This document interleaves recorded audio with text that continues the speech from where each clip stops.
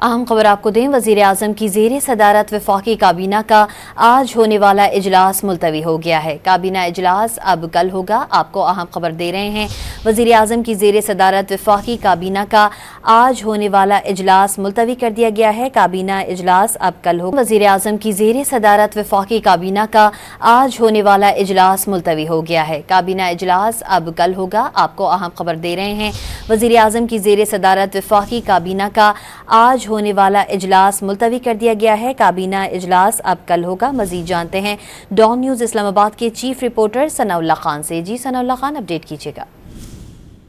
देखिए, काबीना का इजलास आज होना था 12 बजे, लेकिन इजलास अब मुलतवी कर दिया गया। इजलास अब कल शेड्यूल किया गया और कल 12 बजे ही दोबारा इजलास होगा। मोस्टली जो वज़रा और प्राइम मिनिस्टर थे वो आर्मी चीफ की वालदा के जनाजे में शिरकत करनी थी। इसके अलावा भी शेड्यूल इसी किस्म का था, जिसकी बिना पर इजलास मुलतवी कर दिया गया और कल अब दोबारा काबीना का इजलास होगा। जी, अपडेट कर रहे थे चीफ रिपोर्टर सनाउल्लाह खान, बहुत शुक्रिया आपका।